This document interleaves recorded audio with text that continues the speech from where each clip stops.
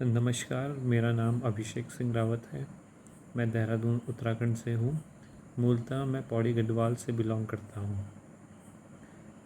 मैं इस वीडियो के माध्यम से अपनी कुछ बातें रखना चाहूँगा।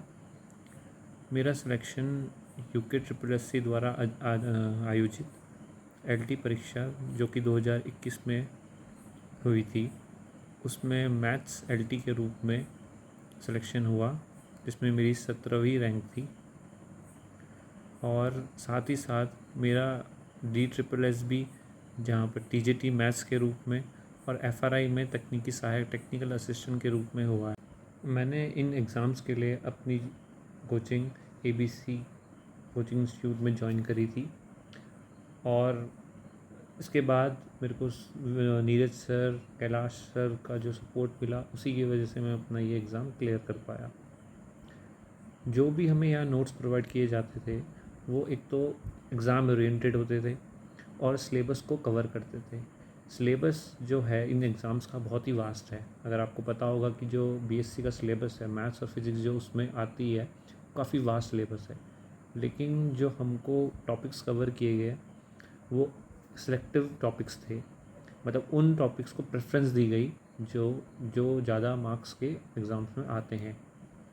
और इन सब में दूसरी चीज़ है कि सबसे ज़्यादा जो मुझे इफ़ेक्टिव जो यहाँ पर लगा ABC में, वो ये था कि जो नीरज सर और कैलाश सर ने जो हमें टेस्ट सीरीज़ करवाई वो काफ़ी इफ़ेक्टिव रही।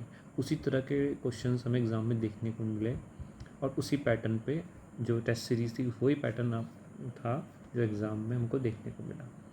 तो सर लोगों ने जो भी मेहनत करी हमारे ऊपर, जो भी अपने एक्सपीरियंस था उनका, वो काफ़ी हमको हेल्प मिला उनके एक्सपीरियंस। अगर हम LT एग्ज़ाम की बात करें तो LT का जो एग्ज़ाम में जो मैथ्स और फिज़िक्स LT मैथ्स में वो काफ़ी वास्ट है सिलेबस उसका। 50 नंबर की मैथ्स आती है और 20 नंबर की फ़िज़िक्स आती है, बाकी बची हुई CDP पेडागोजी आती है। तो होता क्या है कि इतना दोनों में जो वास्ट सिलेबस है, BSc भी आता है, 12th भी आता है, 12th का सिलेबस 7 का सिलेबस आता है। तो उस वास्ट सिलेबस में 50 मार्क्स का जो मैथ्स आता है उसको पढ़ते हैं सब और CDP पढ़ते हैं। लेकिन इतने वास्ट सिलेबस को पढ़ के खाली 20 मार्क्स के लिए, जैसे कि फ़िज़िक्स 20 मार्क्स आता है, तो लोग उसको नेगलेक्ट कर देते हैं कि हमको इतना वास्ट सिलेबस पढ़ना पड़ेगा और सिर्फ 20 नंबर के लिए उसको नेगलेक्ट कर देते हैं। तो यही वजह होती है कि जो सिलेक्शन नहीं हो पाने की सबसे बड़ी वजह यही है कि जैसे मैं अपनी बात करूँ तो मेरे 68.5 नंबर आए हैं। तो उसमें फ़िज़िक्स का भी काफ़ी बड़ा कंट्रीब्यूशन रहा है। पहले मैंने भी यही सोचा था कि मैं फ़िज़िक्स को नेगलेक्ट कर दूँगा, लेकिन जब मैंने देखा कि जो सर ने हमें नोट्स प्रोवाइड किए, क्लास सर ने, तो काफ़ी शॉर्ट नोट्स थे वो। उन शॉर्ट्स नोट में पूरा सिलेबस कवर हो रहा था क्योंकि सिलेक्टिव थे वो नोट्स। तो उस सिलेबस को पढ़ के मेरे फिज़िक्स में भी मैंने अच्छा परफॉर्म किया, क्योंकि मैथ्स और पेडागोजी सब पढ़ रहे हैं तो सबके लगभग एवरेज स्कोर एक जैसा ही रहता है, स्कोर लगभग एवरेज है।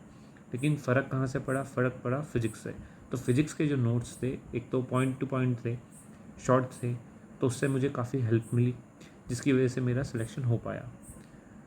और मतलब LT में भी सिलेक्शन हुआ और जो मेरा FRI में जो सिलेक्शन हुआ टेक्निकल असिस्टेंट में, उसमें भी BSc का सिलेबस आया था, उसमें मैथ्स और फिज़िक्स दोनों थी, तो उसमें भी काफ़ी हेल्प मिली है। अभी मैं FRI में तकनीकी सहायक टेक्निकल असिस्टेंट के रूप में कार्यरत हूँ।